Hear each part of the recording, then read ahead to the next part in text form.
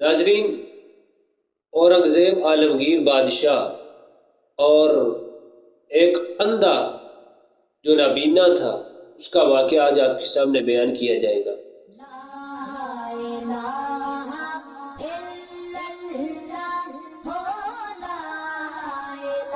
اعوذ باللہ من الشیطان الرجیم، بسم اللہ الرحمن الرحیم۔ وَأُبْرِئُ الْأَكْمَحَ وَالْأَبْرَصَ وَأُحْيِي الْمَوْتَى بِإِذْنِ اللَّهِ صدق اللہ العظیم۔ ناظرین، قرآن مجید فرقان حمید کی سورہ آل عمران کی جو آیت مبارکہ میں نے آپ کے سامنے تلاوت کی، اس میں ارشاد باری تعالیٰ ہے کہ حضرت عیسیٰ علیہ السلام نے یہ فرمایا کہ وَأُبْرِئُ الْأَكْمَحَ وَالْأَبْرَصَ وَأُحْيِي الْمَوْتَى بِإِذْنِ اللَّهِ، کہ میں شفا دیتا ہوں مادر ذات اندھوں کو، برس والوں کو اور مردوں کو زندہ کرتا ہوں، بِإِذْنِ اللَّهِ، اللہ کے حکم سے۔ یعنی انبیاء کرام اور اولیاء اعظام طرح طرح کی جو انہیں برکات حاصل ہوتی ہے، محض وہ اللہ کے فضل اور اللہ کی رحمت سے ہی حاصل ہوتی ہے، اور جو بھی وہ کرتے ہیں تو اللہ کے حکم کے تحت ہی کرتے گا۔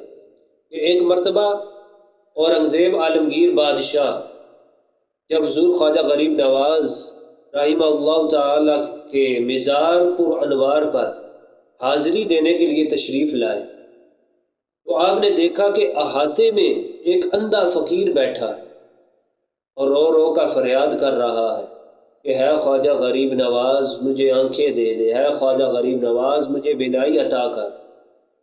تو اورنگزیب عالمگیر بادشاہ نے جب یہ معاملہ دیکھا، اس فقیر کے پاس آئے تو آپ نے اس سے پوچھا کہ تجھے یہاں کتنا عرصہ ہوا اپنی بینائی مانگتے ہوئے؟ اس نے کہا کہ 3 سال گزر گئے لیکن اب تک میری مراد پوری نہیں ہوئی۔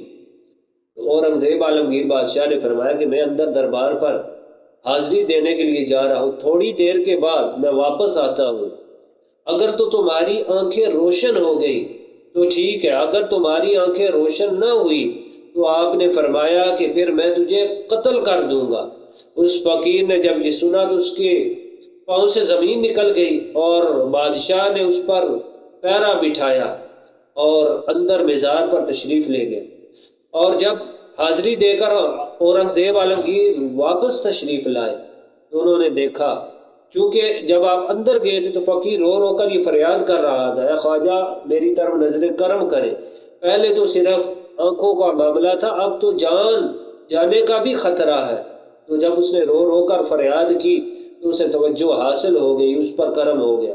اورنگزیب عالمگیر جب باہر تشریف لائے تو انہوں نے دیکھا کہ اس فقیر کی آنکھیں روشن ہو چکی ہیں۔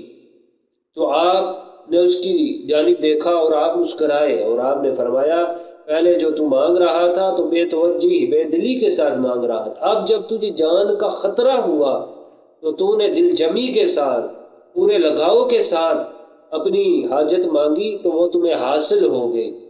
تو سامعین کرام، اس سے یہ معلوم ہوا کہ جو بھی انسان عمل کرتا ہے تو پوری توجہ کے ساتھ کرے، پوری توجہ کے ساتھ مانگے تو اسے وہ عطا بھی کیا جاتا ہے۔ اولیاء اعظام کے در سے برکات حاصل ہوتی ہیں، اور بڑے بڑے جو مشائخ اعظام تھے، اولیاء اعظام تھے، وہ نیکوں کے در پر جا کر وہاں حاضری دیتے اور عطائیں حاصل کرتے، کیونکہ اللہ تعالیٰ نیکوں کے وسیلے سے بہت زیادہ کرم فرماتا ہے۔ سامعین اکرام، اگر یہ کہا جائے کہ جو فوت شدہ نیک شخص وہ کیسے آنکھیں دے سکتا ہے، سامعین اکرام یہ اللہ تعالیٰ کا ان پر کرم ہے، جیسا کہ اللہ تعالیٰ شہداء کے بارے میں فرماتا ہے کہ وَلَا تَقُولُوا لِمَن يُقْتَلُ فِي سَبِيلِ اللَّهِ أَمْوَاتٌ، جو اللہ کی راہ میں مارے جائیں انہیں مردہ نہ کہو، بل احیاء، بلکہ وہ زندہ ہیں، وَهُمْ لَا يَشْعُرُونَ، تمہیں شعور نہیں۔ تو وہ جو شہداء ہیں جو اللہ کی راہ میں لڑتے ہیں، شہید ہوتے ہیں، وہ زندہ ہیں۔ تو جنہوں نے ساری زندگی اللہ کی راہ میں گزاری ہے تو وہ کیسے مردہ ہو سکتے؟ وہ بھی زندہ ہیں، مرنے کے بعد بھی وہ لوگوں کو وہ کچھ عطا کرتے ہیں اللہ تعالیٰ کے فضل سے۔ اللہ تعالیٰ اپنے نیکوں کے درجات میں اضافہ فرمائے۔ وآخر دعوانا الحمد للہ رب العالمین۔